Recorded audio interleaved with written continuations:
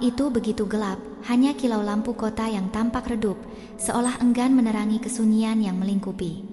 Angin berhembus pelan, menyentuh kulit dengan dingin yang menusuk, seakan meresap hingga ke tulang. Di ujung gang sempit yang sunyi, seorang wanita berdiri, menatap jalanan yang mulai sepi. Bibirnya melengkung dalam senyum kecil, bukan karena bahagia, melainkan tanda kepasrahan. Dunia tak pernah benar-benar menerima keberadaannya, tetapi malam ini, ia memilih untuk berdamai dengan luka yang telah lama ia pikul. Wanita itu adalah Nadia. Usianya baru 29 tahun, tetapi sorot matanya menyimpan kelelahan yang seakan jauh melampaui umurnya. Setiap sudut kota telah menjadi saksi bisu perjalanannya, tempat di mana ia menghabiskan malam demi sekadar bertahan hidup. Pandangannya menyapu jalanan yang telah ia lalui ribuan kali, mengenang setiap jejak langkah yang ia tinggalkan. Ia menarik napas dalam, membiarkan udara dingin memenuhi paru-parunya, berharap beban yang menekan hatinya sedikit berkurang. Meski lelah, di lubuk hatinya, masih ada sebersit harapan yang enggan padam. Angin malam mengelus pipinya, membawa serta aroma samar melati yang membuatnya sejenak terhenti. Nadia memejamkan mata, menghirup udara perlahan. Aneh, dari mana datangnya wangi ini? Gumamnya pelan. Ia menoleh ke kanan dan kiri, mencoba mencari sumber aroma itu, namun tak menemukan apapun. Keningnya berkerut, ada sesuatu yang ganjil, tetapi ia memilih untuk tidak terlalu memikirkannya. Saat berjalan pulang, tubuh Nadia terasa semakin lelah. Angin malam bertiup dingin, menusuk kulitnya yang sudah terbiasa dengan kerasnya kehidupan. Jalanan sepi, hanya sesekali suara kendaraan terdengar, lalu menghilang dalam kesunyian. Ia merapatkan jaketnya lebih erat, mencoba melindungi tubuhnya dari dingin yang merayap bukan hanya di kulit, tetapi juga di hatinya. Langkahnya melambat saat matanya menangkap sesuatu di sudut trotoar. Di bawah cahaya lampu jalan yang temaram, seekor anjing kecil tergeletak, tubuhnya kurus, bulunya kotor, dan matanya yang sayu menatap dengan kelemahan yang menyayat hati. Nafasnya tersengal, lidahnya terjulur seakan memohon sedikit belas kasih. Nadia berhenti, hatinya mencelos. Anjing itu menggeliat lemah, mencoba bangkit, tapi tubuhnya tak lagi kuat. Ia sekarat. Tanpa ragu, Nadia berjongkok di sampingnya. "Kau kehausan ya?" bisiknya, tangannya terulur mengelus kepala anjing itu dengan hati-hati. Mata binatang malang itu berkedip perlahan, seolah memahami niat baiknya. Ia merogoh kantongnya, menemukan beberapa lembar uang yang tersisa. Uang terakhirnya cukup untuk makan selama seminggu ke depan. Ia menatapnya sejenak, lalu kembali melihat anjing itu yang semakin lemah. Seberapa lama ia bisa bertahan tanpa bantuan? Nadia mendongak, melihat minimarket tak jauh dari tempatnya berdiri. Ia menggigit bibirnya, menyadari dilema yang menghimpitnya. Jika ia membeli air untuk anjing ini, ia akan kehilangan sebagian dari bekal hidupnya. Tapi jika ia pergi tanpa melakukan apapun, mungkinkah anjing itu masih ada besok pagi? Ia menarik napas dalam, lalu berdiri dengan cepat. Langkahnya setengah berlari menuju minimarket. Beberapa menit kemudian, ia keluar dengan sebotol air di tangan. Ia tak peduli dengan rasa lapar yang mungkin harus ia tahan lebih lama. Sesampainya kembali di trotoar, ia segera berjongkok dan menuangkan air ke telapak tangannya yang membentuk cekungan. Perlahan, ia menyodorkannya ke anjing kecil itu. Lidah kasar itu menjilat air dengan rakus, tubuhnya yang lemah sedikit bergetar. Matanya yang sayu kini tampak sedikit lebih hidup. "Pelan-pelan, jangan terburu-buru," ucap Nadia lirih membelai kepala anjing itu. Hatinya terasa lebih ringan meskipun ia tahu, esok mungkin ia sendiri yang akan kesulitan. Malam itu, Nadia melakukan sesuatu yang lebih besar dari sekadar bertahan hidup. Ia telah menyalakan harapan di mata makhluk kecil yang hampir kehilangan segalanya. Ia sadar uangnya kini telah berkurang, dan itu berarti perutnya akan kosong lebih cepat dari yang ia rencanakan. Namun, melihat anjing kecil itu mulai mendapatkan kembali sedikit kekuatannya, ada kehangatan yang muncul di dadanya, sesuatu yang tidak bisa digantikan oleh makanan. Hidupnya memang tidak pernah mudah. Dunia seolah tak pernah memberi tempat untuknya. Tapi malam ini, ia tahu satu hal, ia telah menjadi berarti bagi makhluk lain. Dan bagi Nadia, itu sudah cukup. Saat ia memandang anjing kecil yang masih menggigil di bawah cahaya redup lampu jalan, hatinya kembali berdesir. Nafas anjing itu tersengal-sengal, tubuhnya kurus, bulunya penuh debu dan kotoran. Tulang-tulangnya mencuat di balik kulit tipisnya, dan sorot matanya yang penuh kepasrahan membuat Nadia menggigit bibir. Makhluk kecil ini seakan mengerti bahwa harapan hidupnya hampir habis. Nadia merapatkan jaketnya, bukan hanya karena dingin, tapi juga karena kenyataan pahit hidup yang terus menghimpitnya. Ia tahu betul rasanya kelaparan, tertidur dengan perut kosong selama berhari-hari hanya demi menghemat uang agar bisa bertahan lebih lama. Namun, bagaimana mungkin ia membiarkan anjing ini mati begitu saja di hadapannya? Ia menarik napas panjang, mencoba memikirkan pilihan yang ada.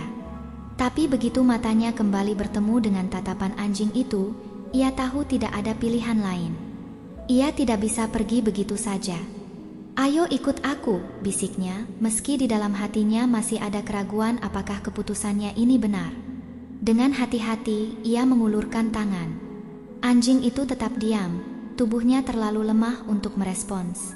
Dengan penuh kelembutan, Nadia mengangkat tubuh kecil itu ke dalam dekapannya.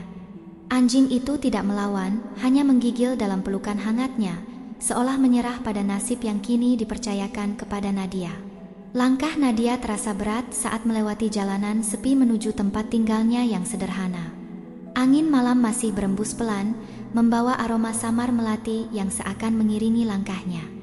Ia tak tahu apakah keputusannya benar, tapi satu hal yang pasti, ia tak sanggup membiarkan makhluk kecil ini terlantar di jalanan.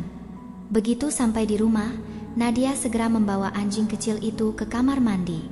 Ia menyalakan keran, memastikan airnya cukup hangat sebelum mulai membersihkan tubuh kotor si anjing. Dengan hati-hati, ia mengusap bulu yang kusut dan penuh debu, tangannya bergerak lembut agar tak menyakiti makhluk kecil itu. Anjing itu menggigil, tapi tak melawan, seolah tahu bahwa Nadia ingin menolongnya. "Tenang, aku tidak akan menyakitimu," bisiknya, sambil menuangkan sedikit sabun ke telapak tangannya dan menggosok perlahan tubuh lemah itu. Air yang mengalir berubah menjadi keruh, membawa serta kotoran yang melekat pada tubuh anjing malang itu. Nadia terus membilas hingga bulunya tampak lebih bersih. Sesekali, anjing kecil itu menatapnya, matanya tak lagi redup seperti tadi, ada secercah cahaya kehidupan di sana, seolah mengucapkan terima kasih. Setelah selesai, Nadia mengambil handuk tipis dan membungkus tubuh mungil itu, mengeringkannya dengan penuh kasih sayang. "Sekarang kau sudah lebih baik," ucapnya pelan, tersenyum tipis meski lelah masih membebani dirinya. Ia meletakkan anjing itu di atas kain yang telah ia lipat di sudut kamar. Menghela napas panjang, ia sadar bahwa ia telah memberikan sedikit dari dirinya yang sudah begitu kekurangan. Tapi melihat anjing itu kini lebih nyaman, hatinya merasa lebih ringan. Malam itu, untuk pertama kalinya dalam waktu yang lama, ia merasa telah membuat keputusan yang benar. Esok paginya, suara gonggongan lirih membangunkan beberapa tetangganya. Suara itu tak henti-hentinya, seperti ratapan penuh kesedihan yang tak terucapkan. Beberapa orang keluar rumah, menelusuri sumber suara yang begitu menyayat hati. Salah satu tetangga yang tinggal tepat di sebelah rumah Nadia merasa cemas, lalu mendekat dan mengetuk pintu kayu yang sedikit terbuka. Saat mereka mendorong pintu perlahan, pemandangan di dalam rumah membuat mereka membeku. Nadia terbaring di ranjang kecilnya, tubuhnya telah kaku, wajahnya tetap damai dalam tidur terakhirnya.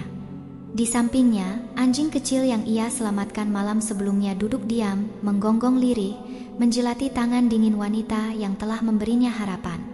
Aroma melati yang lembut memenuhi ruangan, menggantikan bau kematian yang seharusnya ada. Orang-orang yang berdiri di ambang pintu saling berpandangan, tak percaya dengan apa yang mereka saksikan. Dalam kesunyian yang menggantung, hanya suara gonggongan kecil yang terus terdengar, semakin menyayat hati. Anjing kecil itu tetap di samping Nadia, matanya basah, tubuhnya menggigil. Ia tidak lagi menggonggong seperti biasa, melainkan mengeluarkan suara lirih yang lebih mirip tangisan, seolah menyadari bahwa satu-satunya manusia yang pernah peduli padanya kini telah pergi selamanya. "Ini tidak mungkin," bisik seorang tetangga dengan suara bergetar. Ia menutup mulutnya dengan kedua tangan, matanya terpaku pada jasad Nadia yang tampak begitu damai. Kenapa tubuhnya beraroma seperti ini? Bukankah kematian seharusnya membawa bau yang berbeda? Di antara mereka, seorang wanita tua maju perlahan. Dengan tubuh yang sedikit bergetar, ia berlutut di dekat Nadia, lalu mengelus kepala anjing kecil yang meringkuk pasrah di sisi jasad itu. Mungkin ini bukan sekadar kematian, katanya lirih. Mungkin ini adalah tanda bahwa meskipun dunia menolaknya, Tuhan telah menyambutnya dengan cara yang hanya bisa dipahami oleh hati yang bersih. Keheningan menyelimuti ruangan. Beberapa orang terisak lirih, sementara yang lain hanya bisa menundukkan kepala. Gonggongan kecil dari anjing itu terdengar lagi, nyaring namun penuh kesedihan. Tapi apakah mungkin Tuhan menerimanya? Seorang pria berbisik ragu. Kita semua tahu seperti apa kehidupannya dulu. Bisikan mulai menyebar di antara para warga. Beberapa hanya bisa menatap jasad Nadia dengan pandangan yang bukan lagi penuh penghakiman, melainkan dipenuhi pertanyaan yang menggantung di udara. Di sudut ruangan, seorang wanita tua yang sejak tadi hanya diam dengan tangan gemetar akhirnya mengumpulkan keberanian untuk berbicara. Siapa kita hingga merasa berhak menilai seseorang? Katanya pelan, namun suaranya cukup jelas untuk didengar semua orang. Mungkin ada hal yang tidak pernah kita lihat. Mungkin di balik kehidupan yang kita anggap gelap, ada doa-doa yang hanya Tuhan yang tahu. Ruangan kembali sunyi. Tak ada yang menyanggah. Aroma melati yang terus menguar dari tubuh Nadia seakan menyelimuti tempat itu dengan kehangatan yang tak dapat dijelaskan. Tak seorang pun tahu apakah ini tanda pengampunan atau sekadar kebetulan belaka. Namun, satu hal yang pasti, kepergian Nadia telah membuat dunia walau sejenak berhenti untuk mengenangnya. Ketika prosesi pemakaman berlangsung, seorang wanita tua datang dengan langkah perlahan, tubuhnya tampak renta namun sorot matanya penuh kesedihan yang mendalam. Ia mengenakan kain lusuh yang menutupi tubuh kurusnya, seolah ikut merasakan duka yang memenuhi udara. Tak banyak yang mengenalnya, namun bagi Nadia, wanita itu bukanlah orang asing. Ia adalah penjaga masjid yang selalu melihat Nadia datang di waktu-waktu yang sepi. Dengan napas berat, wanita tua itu berhenti di dekat makam Nadia. Matanya berkabut, bibirnya sedikit bergetar sebelum akhirnya ia berkata, ia selalu datang saat masjid sunyi. Duduk di pojok yang paling gelap, menangis tanpa suara. Tangannya gemetar saat berdoa, seolah memohon sesuatu yang tak pernah berani ia ucapkan pada manusia lain. Aku tak tahu beban apa yang ia tanggung, tapi aku yakin Tuhan mendengarnya. Orang-orang yang awalnya hanya datang karena rasa penasaran kini terdiam, terpaku pada makam yang dikelilingi suasana hening. Seorang pria yang berdiri di tepi makam menundukkan kepala, jemarinya menggenggam erat di sisi tubuhnya.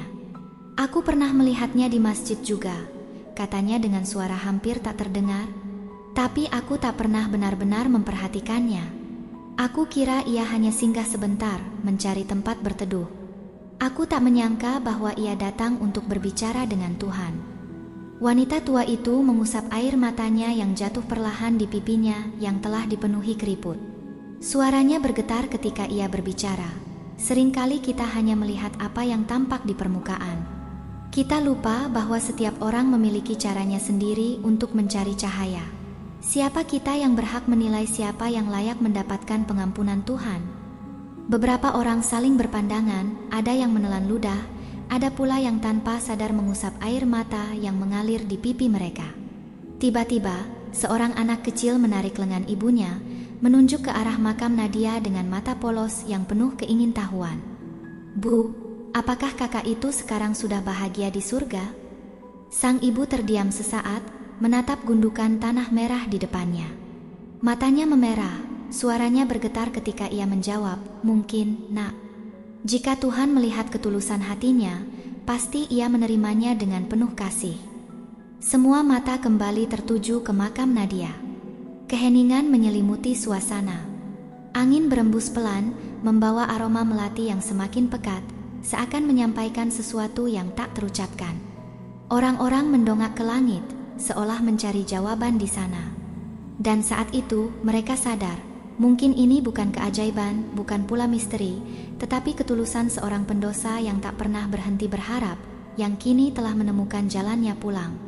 Hari-hari berlalu, tetapi makam Nadia tetap memancarkan aroma melati yang lembut, seakan menandakan bahwa jiwanya telah menemukan ketenangan. Warga yang dulunya menghindarinya, kini perlahan datang, bukan lagi karena rasa penasaran, tetapi untuk mendoakannya. Setiap hari, semakin banyak orang yang datang ke makam itu. Mereka tidak hanya melantunkan doa, tetapi juga membawa bunga, menaburkannya di atas tanah merah yang kini dipenuhi kelopak-kelopak melati. Wangi itu tidak pernah pudar, tetap menguar setiap kali angin bertiup lembut, seolah membawa pesan yang tak terucapkan. Namun, bukan hanya manusia yang datang untuk mengenang Nadia. Seekor anjing kecil yang dulu diselamatkannya selalu terlihat di sana. Ia tak pernah pergi jauh. Setiap hari, ia berbaring diam di samping makam, menatap batu nisan dengan mata sendu. Tidak ada suara gonggongan, tidak ada rintihan, hanya keheningan yang menyelimuti, seolah ia mengerti bahwa satu-satunya manusia yang pernah peduli padanya kini telah pergi selamanya. Para pengunjung yang mulai menyadari keberadaan anjing itu merasa iba. Mereka mulai membawakan makanan dan air, menaruhnya di dekat makam agar ia tidak kelaparan. Seorang anak kecil bahkan sering datang, duduk di samping anjing itu, mengelus kepalanya dengan lembut, berbicara padanya seakan ia bisa mengerti. Mungkin, wangi melati yang menguar dari jasad Nadia bukanlah sebuah misteri. Ia adalah pesan, bahwa setiap manusia berhak atas pengampunan. Bahwa hati yang tulus akan selalu menemukan tempat di sisinya. Dan bahwa kadang, seorang pendosa yang menangis dalam kesunyian lebih dekat dengan surga dibanding mereka yang merasa suci di hadapan dunia. Nadia telah pergi, tetapi keharuman dan kenangannya tetap tinggal. Bukan hanya di udara yang dihirup oleh mereka yang melewati makamnya, tetapi juga dalam ingatan, dalam doa-doa yang kini menyertainya pulang, dan dalam kesetiaan seekor anjing kecil yang menunggunya, tanpa mengenal waktu, tanpa peduli dunia.